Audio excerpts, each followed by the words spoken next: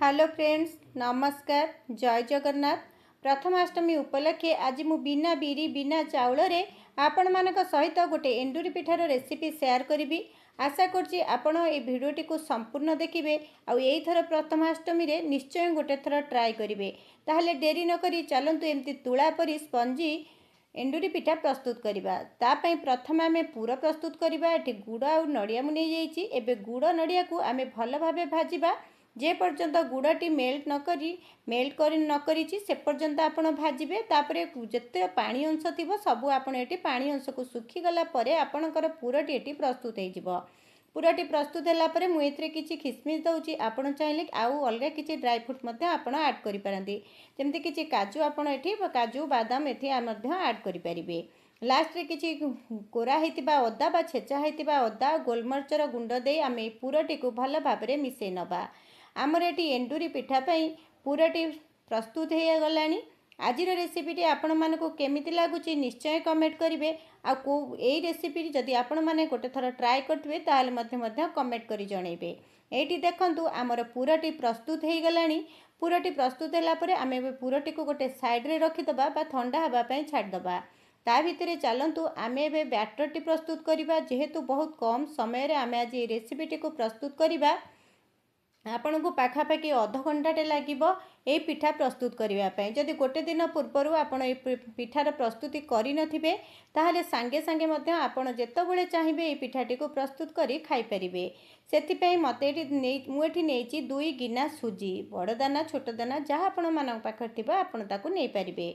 मु एठी गोटे 2 गिना नेछि। आपण चाहिले जे कोनोसी कप ग्लास रे मेजरमेंट कर नेबे।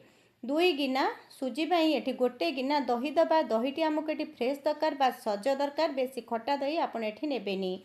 दही नेला परे ताकू भल भाबरे मिसै नबा। आउ गोटे गिना पानी देई ताकू एठी भल भाबे मिसैबा। आउ टिके पानी मते लागिबो कारण बहुत काठुआ देखा जाउची बा लागुची। आपणक सुजी अनुसार पानी रो टिके कम बेसी लागी पारे। एटी देखंतु मु पानी देई ताकू भल भाबे मिसई घोड़नी देई ताकू 15 रु 20 मिनिट एटी छाड़ी दबा सुजीटी को फुलिबा पई। सुजीटी आमर टिके फुली गरा परे आमर एटी पिठाटी आमे प्रस्तुत करिबा। 15-20 मिनिट परे मु घोड़नी काढ़ी आपण मानकु देखौची। सुजीटी सबु पानी को सोक कर नेची। सुजीटी मध्य फुली गलानी। एठी आउ मते पाखापाखि आउ गोटे गिना पानी लागिला। मु एठी 2 गिना पानी आउ गोटे गिना दही नेची। एटी खाइबा सोडा टिके आ लुण टिके देई आमे आकु भल भाबरे मिसै नबा। आपण एपरी भाबरे बैटरटी को प्रस्तुत करिवे। बेसी काठुआ करिवेनी कि बेसी पतला करिवेनी। तार एई भली आपण बैटरटी को प्रस्तुत करिवे। मीडियम साइज रे जेमते आमे इडली पई बैटरटी प्रस्तुत करे सेही हिसाब रे आपण एठी बैटरटी को प्रस्तुत करनेबे। सबु जिनस को एठी मु भल भाबे गोळई नेची। पूरा मध्य आमर प्रस्तुत हेई ठंडा हेई सारलानी। एबे आमे नबा किछि हळदी पत्र। जदि हळदी पत्र नथिबा आपण किछि कदली पत्र नेबे आ पानी रे किछि हळदी ऐड कर देबे। पूरा देखिबे आपण को हळदी पत्र परी बास्ना आसीबो। बिना हळदी पत्र भी हळदी पत्र रो बास्ना आपण माने पाई परिबे। एबे बैटर नहीं से पत्र उपरे दे दबा आ तापरे पूरा दे दी हाथ रे फोल्ड कर नबा। जेहेतु मुझे भल भाबे कैमरा को कैप्चर करि पारनी मु आपन को देखै पारनी कहि नउची। आपण प्रथमे बैटरटी को टी पतला करि देबे। तापरे पूरा को देबे आ दुई हाथ रे एम्ति प्रेस करि नेबे। ताहले जाई आपण को पिठाटी भल भाबे सील हे परिबो बा बंद हे पे। देखंतु एम्ति दुई हाथ रे दे ताकू चापी देबे। एबे चलंतु गोटे डिश रे मु पानी रखिजी। ता उपरे गोटे जाली रखिजी। एबे सेई जाली उपरे सबु पिठा गुडी को एई प्रोसेस रे दे नबा। देला परे आमे ताकू घोड़नी देई 15 रु 20 मिनिट पर्यंत सिझिबा पई छाड़ी दबा। 15-20 मिनिट खंडे आपण को हेठी लागिबो सिझिबा पई। 15-20 मिनिट परे देखंतु मु घोड़नी काढी पत्र केमती पिठारु छाड़ी जाउची। एबे हमकु ताकू टिके ठंडा हबा पई छाड़ीबा। तापरे पिठा गुडी को काढी नबा।